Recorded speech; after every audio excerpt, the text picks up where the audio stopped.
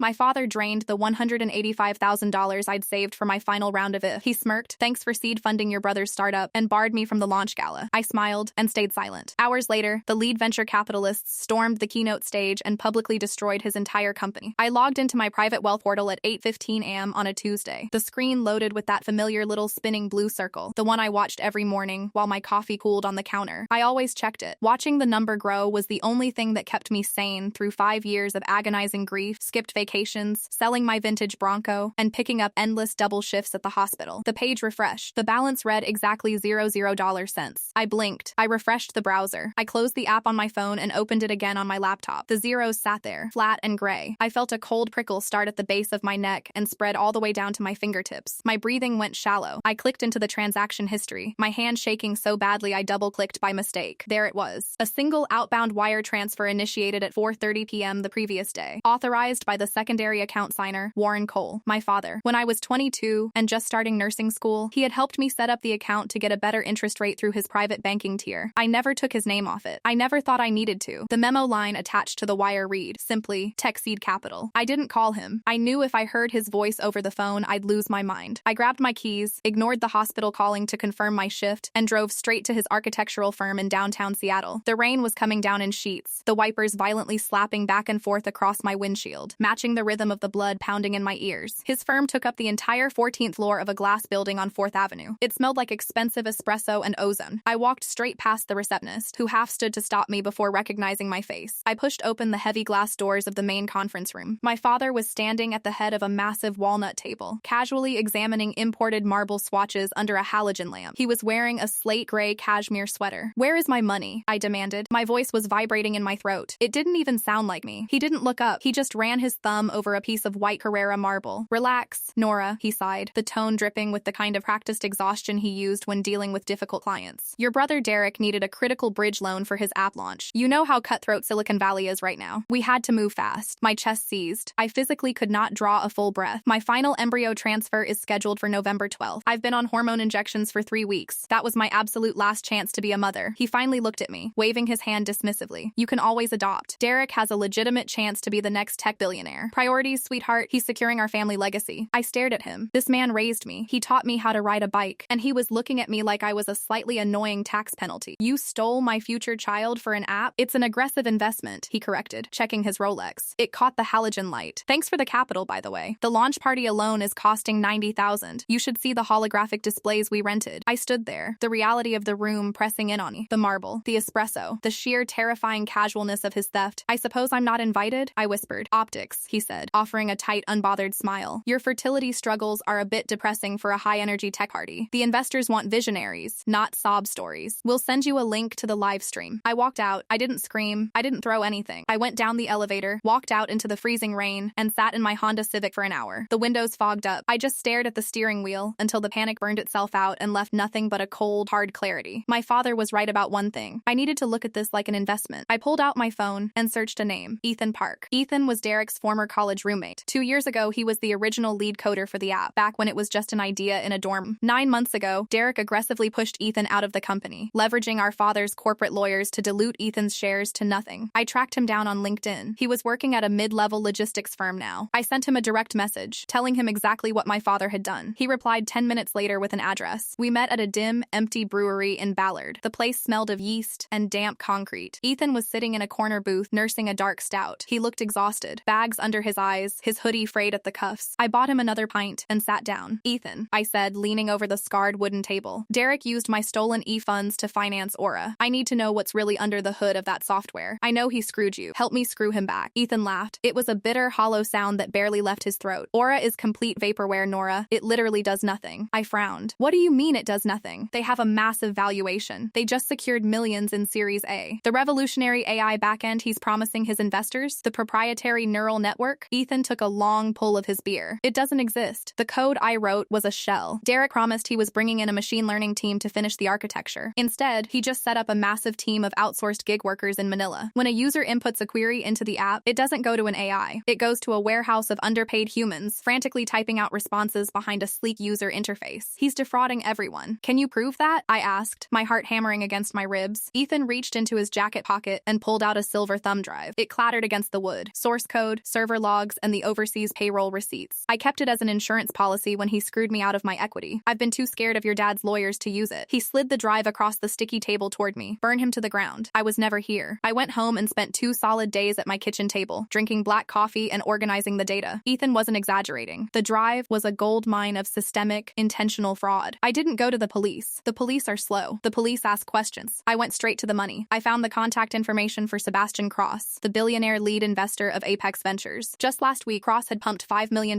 into Derek's company to get them to the launch phase. I bypassed the standard contact forms and tracked down the direct email for his chief of staff, a woman named Ren Calloway. On Friday morning, I sent Ren an encrypted zip file. The subject line was simple: your $5 AI investment is running on human sweat. Then, I waited. Saturday night was the grand launch gala. Derek had rented the entire observation deck of the Space Needle. I stayed home on my couch with my golden retriever, Buster, wrapped in a fleece blanket. I had my laptop open on the coffee table, dialed into the public live stream. The production value was absurd. Purple and blue lasers cut through the fog, rolling over the floor. Waiters passed around trays of champagne. Derek stepped onto the stage in a custom Tom Ford suit. He looked like a god to these people. He smiled, his teeth perfectly white, basking in the applause. My father was sitting in the front row, beaming. Tonight, Aura changes how we interact with technology, Derek said into his headset mic, pacing the stage like Steve Jobs. Our AI doesn't just compute, it understands. Suddenly, the live stream feed hitched. The booming background music cut out abruptly, replaced by the harsh squeal of microphone feedback. From the side of the stage, Sebastian Cross marched into the lights. He wasn't wearing a tuxedo. He was wearing a trench coat, and he was flanked by 3 men in sharp, severe suits, corporate litigators. Cross grabbed the microphone stand. The audio picked up everything. "You're a fraud, Derek," Cross boomed, his voice echoing brutally through the massive speakers and over the live stream. The crowd fell into a deathly, confused silence. "There is no AI. We have the server logs. We have the payroll receipts from Manila. We are freezing all assets, effective immediately, and we are filing federal charges for wire fraud." The camera operator was either too stunned to cut the feed or too fascinated to look away. I watched my brother's face violently drain of all color. His mouth opened, but no words came out. He looked like a terrified child. In the front row, my father erupted. He rushed the stage, his face flushed dark red, screaming at the legal team. "You can't do this. This is a private event. Get off my stage." Event security, confused about who was actually in charge, moved in. One of them grabbed my father's arm. My father swung at him. In the next second, security physically tackled my dad to the floor of the observation deck. My phone started vibrating violently on the coffee table. "Dad." I let it ring 5 times. Buster whined, resting his heavy head on my knee. I picked up the phone and pressed accept. "Nora, what did you do?" he gasped. He was out of breath. In the background, I could hear sirens wailing down in the streets below the Needle, and the chaotic shouting of investors demanding their money back. "Derek is ruined," he screamed into the phone. "Apex Ventures is suing us for millions. The feds are coming, Nora. What did you do?" "I'm adopting," I said calmly, "just like you suggested." I hung up and blocked his number. I closed my laptop, the screen going black, cutting off the chaotic aftermath. For the first time in 5 days, I slept through the night. But Sunday morning brought a different kind of reality. At 9 a.m., the doorbell rang. I wasn't expecting anyone. I walked to the front window and peered through the blinds. My father's Mercedes was parked diagonally in my driveway, blocking me in. I unlocked the door and pulled it open just a few inches, leaving the chain engaged. Warren and Derek stood on my porch. They looked completely destroyed. Derek's Tom Ford suit was rumpled, his tie missing, his eyes bloodshot. My father looked 10 years older than he had at the firm. The arrogance was entirely gone, replaced by a twitchy, desperate energy. "Let us in, Nora," my father said, his voice dropping to a harsh whisper. "The press is already at my house. We don't have time for this." "There is no ooses," I said, keeping my hand firmly on the edge of the door. "Get off my porch." "Nora, please," Derek begged. His voice cracked. It was the first time I'd heard him sound genuinely afraid. Cross wasn't bluffing. His lawyers spent the entire night locking down our accounts. The SEC is already stepping in. "We need your help." My father pushed closer to the door, shoving a manila folder into the narrow gap. "I need you to sign this." I didn't touch it. "What is it?" "It's a retroactive promissory note," my father said, his eyes darting back toward the street. "It legally reclassifies the $185,000 I took from our joint account as a formal, consensual loan from you to Aura, rather than a unilateral transfer." I stared at him, the sheer audacity of it momentarily short-circuiting my brain. "You want me to sign a fake document saying I willingly gave you the money for the fraud. If you don't sign it, it's embezzlement." My father snapped, his temper flaring again. "On top of the federal wire fraud charges Derek is facing, they will charge me with embezzling the seed money. Do you want your father to go to federal prison? You stole my child," I said quietly. "It's money, Nora. It's just money," Derek yelled, stepping up beside him. "We are facing decades. Decades in prison. Sign the paper." I looked at my brother, then at my father. "No." I shoved the folder back through the crack. It hit my father in the chest, the papers spilling out onto the wet porch. I slammed the door and locked the deadbolt. I stood in the hallway, listening to them curse and scramble to pick up the wet papers, until finally, the heavy doors of the Mercedes slammed shut and they sped away. I thought that was the end of it. I thought I had cut the rod rot out of my life. On Monday afternoon, I went to the grocery store. I had a basket full of normal things: coffee, dog food, bananas, normal life things. I stood at the register and swiped my debit card. Declined. I frowned. I pulled out my credit card, which was through the same bank, and tapped it against the reader. Declined. Please contact institution. The cashier gave me a sympathetic, tight-lipped smile. I stepped out of line, my face burning with embarrassment, and walked out to my car. I pulled up my banking app. The spinning blue circle appeared, but this time, it didn't show my balance. It showed a red banner across the top of the screen. Account suspended. Contact fraud department. I dialed the number on the back of my card, my pulse picking up speed. After 20 minutes on hold, a representative picked up. I need to know why my accounts are frozen, I said, trying to keep my voice steady. All of them. My checking, my savings, my credit lines. I heard the rapid clacking of a keyboard. Ah, yes, Miss Cole. I see the flag here. We received a federal hold order this morning from the Securities and Exchange Commission, cross-filed with an injunction from a private litigation firm. What? I gripped the steering wheel. Why? I didn't do anything. Ma'am, the federal hold applies to all accounts associated with Warren Cole. Because he is the primary signer on your oldest accounts, the system automatically sweeps and freezes all linked financial assets in your name. Take his name off, I demanded, panic rising in my throat. I'm the primary account holder. The money in there is mine from the hospital. The money he took was mine. I'm sorry, ma'am. Until the federal investigation into Oratech is resolved, the freeze is mandatory. We cannot release the funds. I hung up. My hands were shaking again. I opened my email app, intending to email the hospital payroll department to try and reroute my upcoming paycheck to a different bank entirely. Sitting at the top of my inbox was an email from an unfamiliar address. Sender, Holt Devereaux. Partner, Devereaux and Cahill. Litigation subject, Apex Ventures v. Oratech. Notice of pending litigation. I opened it. The legal jargon was dense, but the core message was painfully, brutally clear. Apex Ventures wasn't just going after Derek and my father. Because the initial $185,000 used to secure server space and hire the overseas workers came from an account with my name on it, Holt Devereaux was officially naming me as a co-defendant and silent partner in the Aura fraud. They weren't just freezing my money. They were coming for everything I had left. I sat in the driver's seat of my Honda for a long time. The screen of my phone stayed lit until it timed out, plunging the car into silence and the dim gray light of the Pacific Northwest afternoon. My groceries were still in the cart back inside the store, abandoned by the register. I hadn't even brought them out. I couldn't pay for them. I had exactly $12 in crumpled bills in my glove box, meant for emergency bridge tolls. That was my entire net worth. I pressed the power button on my phone, bringing the email back up. Co-defendant, silent partner. The words blurred together. Holt Devereaux wasn't just a lawyer. A quick Google search on my phone showed he was a heavyweight bulldog for the ultra-wealthy, the kind of litigator who didn't just win cases, he dismantled lives. He had attached my name to a 50-page filing because my father's lazy arrogance had left my name on the account that funded a multi-million-dollar fraud. In the eyes of the SEC and Apex Ventures, I wasn't a victim of theft. I was the seed investor. I needed a lawyer. I needed one 10 minutes ago. I spent the next hour sitting in the parking lot, calling every corporate defense attorney in Seattle with a decent rating. The conversations all went exactly the same way. The receptionists were polite until I explained the nature of the suit. Then, I was transferred to an associate. The associate would listen, type rapidly in the background, and ask for a retainer. I don't have a retainer. I told a man named Sullivan Fairfax at the fourth firm I called. My accounts are frozen under a federal hold, but I have proof I wasn't involved. I have the flash drive with the actual source code and the overseas payroll. Sullivan let out a heavy sigh. Miss Cole, if your assets are frozen by an SEC injunction, you are functionally unbankable. I can't take you on contingency for a federal fraud defense. That takes thousands of billable hours. You need to call the public defender's office. This is a civil suit attached to a federal investigation, I argued, my voice tightening. I just need someone to look at the drive. I'm sorry, we can't help you. Click, I dropped my phone into the passenger seat. The engine was off and the cold was starting to seep through the floorboards. I had to get to work. My shift at the hospital started in an hour. Work was the only thing I had left that made sense. If I picked up an extra night shift this weekend, maybe I could get a paper check cut from payroll. Maybe I could buy groceries. I drove to the hospital, swiped my badge at the staff entrance, and walked into the familiar smell of antiseptic and industrial laundry detergent. For a second, just a second, my shoulders dropped. I was a senior cardiac nurse. I knew how to run a code, how to titrate a drip, how to talk to terrified families. I was good at this. Here, I wasn't a fraudster or a victim. I was just Nora. I walked into the break room to stow my bag in my locker. My charge nurse, Sylvie, was standing by the coffee machine. She didn't look up with her usual tired smile. She just looked at my badge, then at the floor. Hey, Sylvie, I said, twisting the combination on my locker. I can take rooms 4 through 7 tonight if we're short. Nora, she said quietly. Don't clock in. I froze with my locker door half open. What? Declan in HR called down 5 minutes ago. He said when you get here, you need to go straight to his office. You're not cleared for the floor. My stomach dropped. Did I make a charting error? Sylvie shook her head, her expression tight. He wouldn't tell me. He just said to take your badge. She held out her hand. I stared at her palm. It was the ultimate humiliation. In a hospital, your badge is your identity. Giving it up means you're a liability. I unclipped the plastic reel from my scrubs and set it in her hand. The plastic clattered slightly. I walked down the long, fluorescent lit corridor to the administrative wing. My sneakers squeaked on the linoleum. I knocked on the door of the human resources director. Declan Sorrell was a man who spoke entirely in policy manuals. He motioned for me to sit down in the rigid plastic chair across from his desk. He didn't offer me water. Nora, Declan started, folding his hands over a thick manila folder. We received a notice of wage garnishment and an informational subpoena this afternoon from a federal court regarding your employment here. I can explain, I said immediately, leaning forward. It's a mistake. My father used a joint bank account to fund a business I had absolutely nothing to do with. My money was stolen, and now I'm being swept up in the asset freeze. Declan's face didn't change. It was a mask of corporate self-preservation. I understand this must be a stressful personal situation. However, the subpoena names you in a massive federal wire fraud investigation. The hospital is a public entity. We receive federal Medicare funding. We cannot have a senior staff member on the floor who is an active co-defendant in an SEC fraud case. Declan, I am a victim of financial abuse. I haven't been charged with a crime. This is a civil injunction. The optics? Nora, he said. It was the exact same word my father had used. We are placing you on administrative leave, effective immediately. Because the freeze order includes a full wage block, we are legally barred from issuing your pending paycheck anyway. The funds must be held in escrow until the court order is lifted. You're taking my job? I whispered. I have no money. I have literally $12. You can't take my job. It's a suspension pending resolution of the case. Declan corrected, standing up to signal the meeting was over. I suggest you clear this up with your legal counsel quickly. Please don't return to the campus until you hear from us. I walked out of the hospital through the main lobby. I didn't have my badge to use the staff exit. I walked past patients in wheelchairs, past the gift shop selling overpriced balloons, past the life I had built for myself over the last 8 years. When I got to my car, I didn't start the engine. I just sat there. I pulled my phone out of my pocket. There was a new notification. It wasn't from a lawyer. It was from the secure patient portal of my fertility clinic. I opened the app. A message from Dr. Petra Novak's billing department. Dear Nora, this is an automated reminder that your annual embryo cryopreservation storage fee of $1,200 is due in 14 days. As a reminder, failure to remit payment will result in the forfeiture and disposal of stored genetic material per your signed consent forms. Please log in to update your payment method. I stared at the screen until the words turned into black lines. One embryo. That was all I had left. 5 years of harvesting, of injections that made me sick to my stomach, of negative tests, of watching my savings account drain slowly and then all at once. One single, viable embryo sitting in a freezer in Bellevue. If I didn't pay $1,200 in 2 weeks, they would thaw it and throw it in the medical waste bin. I put my head against the steering wheel. I didn't cry. Crying was for people who had a safety net to fall into. I had a concrete floor. My father hadn't just stolen my past savings. He had systematically, utterly dismantled my future. He took my money, my brother took my blame, and this billionaire investor, Sebastian Cross, was taking my livelihood. I lifted my head. I opened my laptop on the passenger seat and connected it to my phone's hotspot. If lawyers wouldn't talk to me because I had no money, I would go to the person who did. I opened my email. I found the notice of pending litigation from Holt Devereaux. I hit reply. Mr. Devereaux, I am not a silent partner in Oratech. I am the person who sent the whistleblower files to Ren Calloway last Friday, exposing the fraud. My father stole my e-funds to finance Derek's company. I have the original, unredacted thumb drive containing every line of code and every offshore receipt. I will give it to you. But you are going to drop me from this lawsuit, and you are going to unfreeze my bank accounts right now. I attached a single screenshot of the overseas payroll logs, just enough to prove I had the goods, and hit send. I didn't expect a reply for days. Corporate lawyers moved on their own timeline. But 20 minutes later, as I was finally putting the car in drive to head back to my empty house, my phone rang. The caller ID was a Seattle area code. I answered it. Miss Cole, a deep, sharp voice said. It didn't sound like a lawyer. It sounded like someone used to giving orders. This is Sebastian Cross. I put the car back in park. Mr. Cross, Holt just showed me your email, Cross said. The background noise on his end was a muted hum, like he was in the back of a moving car. You're claiming you were the anonymous source who tipped off my chief of staff, and you're claiming Warren Cole stole the seed money from you. I don't claim it. It's the truth. I can prove all of it. There was a brief pause. Your father and brother are currently attempting to negotiate a settlement. They brought in a defense team this morning. They are claiming you were the technical advisor for Aura, and that the offshore network was entirely your design. They provided a signed promissory note, supposedly from you, authorizing the funds as a business investment. My vision tunneled. A signed note. My father had forged my signature on the papers I refused to sign on my porch. He was framing me for the entire architecture of the fraud to save Derek. It's a forgery, I said, my voice dead calm. I am a cardiac nurse. I don't know how to code a basic website, let alone architect a fake AI neural network. They are lying to you. I don't care who is lying, Cross said flatly. I care about my $5 million.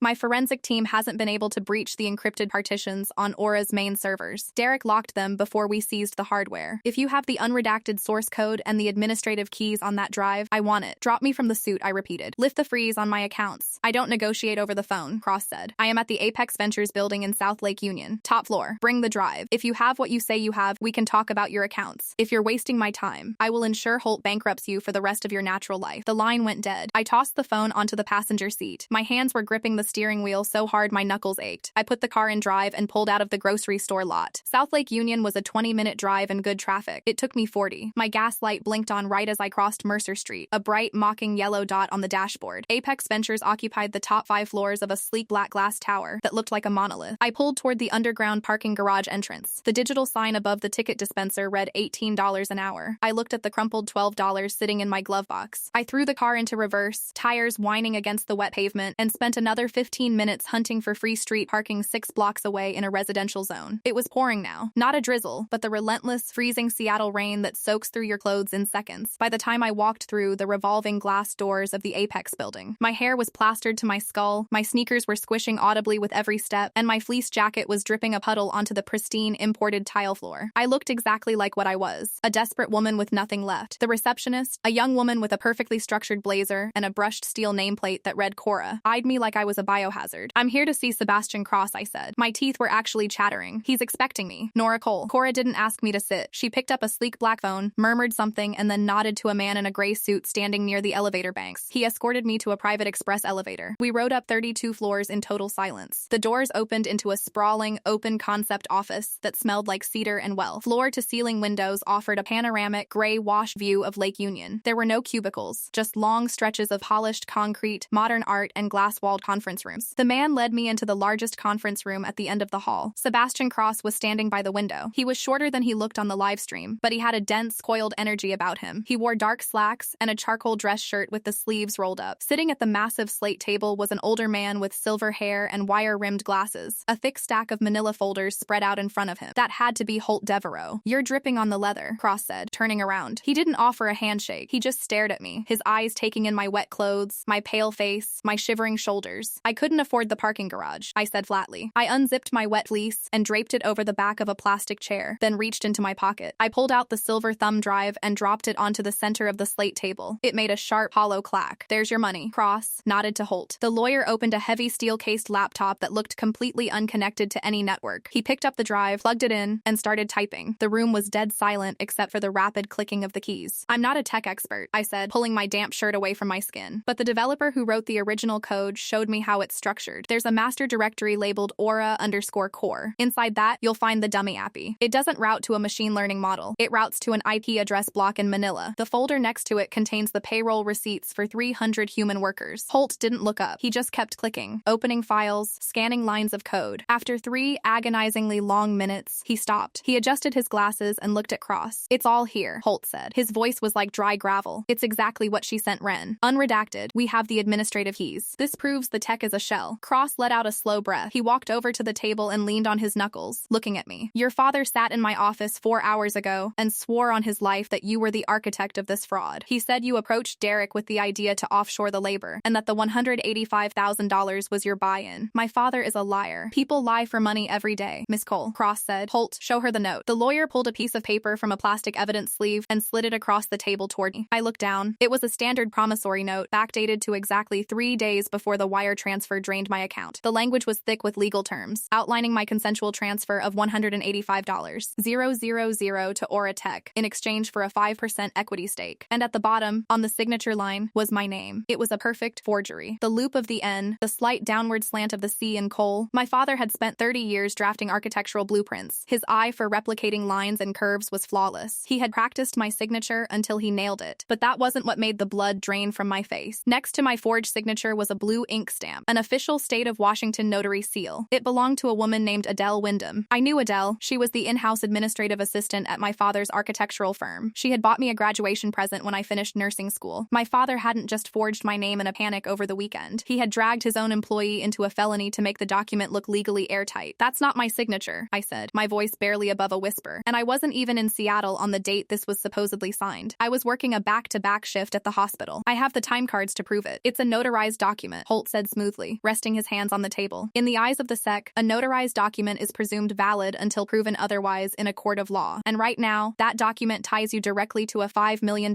wire fraud." "I brought you the drive," I said, looking from Holt to Cross. "I gave you the keys to lock them out. You know I'm telling the truth. Drop me from the suit and call the bank." Cross let out a dry, humorless chuckle. "You think I can just make a phone call and the federal government releases your assets? The SEC has an active freeze order on you because of your father's father's testimony and this piece of paper. I can't lift that. Then what was the point of me coming here? I demanded, the anger finally slicing through the cold and exhaustion. Why did you tell me to bring the drive? Because now I know exactly what I'm dealing with, Cross said. He pulled out one of the leather chairs and sat down across from me. I want my $5 million back. Aura doesn't have it. They blew $1 million on the launch party and marketing, and the rest is tied up in server leases and offshore retainers. But your father's architectural firm? It's highly profitable. He has corporate insurance. He has equity. I stared at him, trying to follow the math. If this is just a failed startup, I lose my investment, Cross explained, his eyes locking onto mine. But if I can prove malicious, premeditated fraud orchestrated by the founder and his primary investor, your father, I can pierce the corporate veil. I can go after Warren Cole's personal assets, his firm, his house, his bank accounts. I can liquidate him to get my money back. Good, I said without hesitating. Do it. I can't do it alone, Cross said. Your father's defense is entirely built on blaming you. If it's his word against yours, this gets tied up in discovery for 3 years. I don't wait 3 years for my money. Holt slid another piece of paper across the table. This one was blank except for a few lines of legal text at the top and a space for a signature at the bottom. Tomorrow morning at 9 a.m., my legal team is deposing your father and brother in this building, Cross said. I want you in that room. I felt my stomach twist. You want me to sit in a room with them? I want you on the record. Under oath, Holt said, taking over. You will testify that your father stole the funds. You will testify that he forged your signature. You will identify the notary, Adele Wyndham, and testify that she falsely stamped a document in your absence. You will formally press criminal charges against your own father for identity theft and embezzlement. If you do that, Cross added, Holt will immediately file an emergency motion with the SEC, severing you from the Aura investigation as a hostile witness for the prosecution. Your accounts will be unfrozen within 48 hours. 48 hours. The embryo storage fee was due in 14 days. I have to destroy him, I said. It wasn't a question. I was just saying it out loud to hear how it sounded. He already destroyed you, Cross pointed out quietly. He stole your money, barred you from the celebration, and when he got caught, he handed you to the federal government to save his son. He forged a document that will send you to prison. Nora, you're just returning the favor. I looked at the blank paper. I thought about the $12 in my glove box. I thought about the empty balance on my banking app. I thought about my badge sitting in Sylvie's hand and the automated email from Dr. Novak's clinic threatening to throw my last chance at motherhood into a biohazard bin. I'll be here at 8:45, I said. I didn't shake their hands. I put my wet fleece back on, grabbed my keys, and walked out of the conference room. The drive home was a blur of windshield wipers and brake lights. The rain hadn't stopped. By the time I pulled into my driveway, the sky was completely dark. The house was freezing. I had turned the thermostat down to 55 degrees to save on the heating bill before any of this happened. Now, I couldn't even afford to turn it up. Buster greeted me at the door, his tail thumping against the wall. I knelt down and buried my face in his golden fur, letting the solid, warm reality of him ground me. I walked into the kitchen, opened a can of dog food, and scraped it into his bowl. While he ate, I opened the fridge. Half a carton of eggs, a wilted bag of spinach, and a jar of mustard. I scrambled 2 eggs and ate them standing over the sink. My phone buzzed in my pocket. I pulled it out. It was a text from an unsaved number. Nora, it's Adele, from your dad's office. Please call me. I'm terrified. I stared at the screen. The notary. My father had dragged her into this, and now the walls were closing in on her too. I hit dial. She picked up on the first ring. Nora? Oh my God, thank you for calling me back. She sounded frantic. She was crying. Adele, what did you do? I asked, my voice flat. I didn't know. She sobbed into the receiver. Warren came to me on Sunday morning. He said you and Derek had finalized a loan agreement for the company, but you were out of town and forgot to get it notarized before you left. He said the investors needed it by Monday or the whole deal would fall apart. He had your signature on it already. I've known you since you were a teenager, Nora. I trusted him. I stamped it. You notarized a document without the signatory present, Adele. That's a crime. I know, she wailed. But today, the SEC called the office. They asked for my notary logbook. Warren pulled me into his office and told me I have to lie to the federal investigators. He told me I have to say you were in the office on Saturday morning and signed it in front of me. He said if I don't back him up, he'll fire me and make sure I go to jail for notary fraud. My grip on the phone tightened. He was threatening his own staff now. He was building a fortress of lies and forcing everyone else to stand in front of him to take the bullets. Are you going to lie for him, Adele? I asked. There was a long silence on the line. Only the sound of her jagged breathing. I'm a single mom, Nora, she whispered. I can't lose my job. I can't go to jail. Please, please don't fight this. Your dad said you have insurance at the hospital. He said you'll be fine. If you just agree that you signed it, it all goes away. I closed my eyes. The sheer entitlement, the absolute toxic delusion that my father operated under. He actually convinced this poor woman that my life was disposable, that my career and my future were acceptable collateral damage for Derek's app. I don't have a job anymore, Adele, I said quietly. The hospital suspended me today because of the SEC hold. I have $0 in my bank account, and I'm losing my last embryo in 2 weeks. She gasped. Oh, my God. Nora, I didn't. I have a deposition tomorrow morning at Apex Ventures, I interrupted, with Sebastian Cross's lawyers. I am going to testify that my signature was forged. If you lie to the SEC, Adele, you won't just be protecting my father. You'll be committing perjury, and Cross's lawyers will find out. You need to tell the truth. He'll destroy me, she cried. He'll ruin my life. He's already ruined mine, I said, and hung up. I didn't sleep that night. I lay on my bed in the dark, wearing a sweater and sweatpants to stay warm, listening to the rain lash against the window panes. Every time I closed my eyes, I saw my father's smug face in the conference room. Priorities, sweetheart. Tuesday morning broke gray and bitterly cold. I didn't bother with makeup. I put on a pair of black slacks, a modest gray blouse, and a black blazer. It was the outfit I usually wore to nursing conferences. It was the only professional clothing I owned that wasn't scrubs. I drove back to South Lake Union. I parked in the expensive underground garage this time. I took the parking ticket and shoved it in my pocket. It didn't matter if I couldn't pay it later. Nothing mattered past the next 2 hours. Cora, the receptionist, didn't make me wait this time. She buzzed me straight back. The deposition wasn't in Cross's office. It was in a sterile, windowless legal room on the 30th floor. A long mahogany table dominated the space. A court reporter was already set up in the corner, her fingers resting lightly on her stenography machine. Holt Devereaux was sitting at the head of the table. Sebastian Cross was sitting to his right. I walked in and took a seat next to Holt. 10 minutes later, the door opened. My father walked in, followed by Derek and a lawyer I didn't recognize. A sharp-looking man with a tailored suit and a hostile expression. My father stopped dead when he saw me sitting on the apex side of the table. The color drained from his face, replaced rapidly by a dark, furious red. "What is she doing here?" my father demanded, turning his glare on Holt. "Miss Cole is a material witness," Holt said calmly, gesturing to the empty chairs across the table. "Please take your seats, Mr. Cole. We are on the clock." Derek looked like he hadn't slept in 3 days. He was wearing a wrinkled suit, and his hands were shaking as he pulled out his chair. He couldn't even look at me. He kept his eyes fixed firmly on the polished wood in front of him. My father's lawyer, who introduced himself as Griffin Thorne, opened his briefcase with an aggressive snap. "My clients are here voluntarily to negotiate a settlement. Mr. Devereaux, we are not here to be ambushed by hostile witnesses. There is no settlement," Cross said. His voice was quiet, but it commanded the entire room. "You stole $5 million from me. I am here to establish the facts of the fraud before I hand this entire mess over to the Department of Justice." Thorne bristled. "My clients have provided a notarized promissory note proving that Miss Cole was the primary funder of the offshore architecture. If there was a misrepresentation of the technology, it stems from her initial investment parameters." Holt didn't argue. He just looked at me. "Miss Cole, for the record, please state your full name." I leaned forward. I looked directly at my father. He glared back at me, his eyes silently screaming at me to shut my mouth, to fall in line, to be the good, quiet daughter who took the hit for the golden son. "Nora Jane Cole," I said. "Miss Cole," Holt continued, "I am showing you a document labeled Exhibit A. It is a promissory note dated October 12th. Is that your signature at the bottom of the page?" The room was so quiet I could hear the hum of the fac fence. "No," I said clearly. "It is a forgery." Griffin Thorne scoffed. "Objection. The document is notarized by an official state representative." "Miss Cole," Holt said, ignoring Thorne completely. "Do you know who forged this signature?" "Yes," I said. "My father, Warren Cole. He transferred $185,000 from our joint account without my knowledge or consent. When he learned he was facing federal fraud charges, he forged this document and forced his administrative assistant, Adele Wyndham, to illegally notarize it without me present." "You ungrateful little bitch," my father hissed, slamming his hand on the table. "Mr. Cole," Thorne snapped, grabbing my father's arm. "She's lying," my father yelled, pointing a shaking finger at me. "She knew exactly what we were doing. She gave Derek the money because she knew her pathetic IVF treatments were a waste of time anyway. She's just trying to save herself now that the ship is sinking." I didn't flinch. I didn't cry. The mention of my if weaponized against me in a room full of strangers would have broken me a week ago. But today, it just hardened the ice in my veins. "Mr. Devereaux," I said, my voice eerily calm. "At 8:15 a.m. this morning, before I walked into this building, I received an email from Adele Wyndham. She retained her own counsel last night. She submitted a sworn affidavit to the SEC at 8:00 a.m., confessing to notary fraud under duress. She formally named Warren Cole as the individual who forced her to stamp the forged document." My father froze. His mouth was still open, but the sound died in his throat. Derek made a pathetic, choking noise and put his head in his hands. Griffin Thorne stared at, then slowly turned his head to look at his client. The lawyer's face was a mask of cold realization. He hadn't known about the forgery. My father had lied to his own attorney. "Mr. Thorne," Holt said, folding his hands, "as of this morning, your client is no longer just facing civil liability for a failed tech startup. He is facing federal charges for wire fraud, identity theft, embezzlement, and witness tampering. And because he used his firm's employee and office resources to commit the forgery, Apex Ventures is officially filing a civil suit to pierce the corporate veil. We are seizing his architectural firm." My father couldn't breathe. He clutched his chest, leaning heavily against the mahogany table. He looked at me, a desperate, wild panic in his eyes. "Nora," he gasped. "Nora, please, you're my daughter." I stood up. I pushed my chair in. I looked down at the man who had traded my future for a cocktail party. "I'm adopting," I said, "just like you suggested." I didn't wait to see if he cried. I didn't wait to hear whatever desperate bargaining lie he was going to spin next. I just turned my back on the mahogany table and walked to the door. Holt Devereaux's assistant opened it for me. I stepped through, and the heavy wood clicked shut behind, sealing my father and brother inside a tomb of their own making. The ride down the express elevator was entirely silent. When I walked through the lobby and out the revolving glass doors, the rain had finally stopped. The Seattle sky was still a bruised, heavy gray, but the air was sharp and clean. screen. I stood on the sidewalk for a minute, taking a deep breath that actually filled my lungs all the way to the bottom. For the first time in a week, my chest didn't hurt. Holt kept his word. By Thursday afternoon, the second junction on my personal accounts was formally lifted. The red banner on my banking app vanished. My hospital salary, which had been held in escrow, hit my checking account at exactly 4 p.m. The first thing I did was log into Dr. Novak's patient portal. I typed in my debit card number and paid the $1,200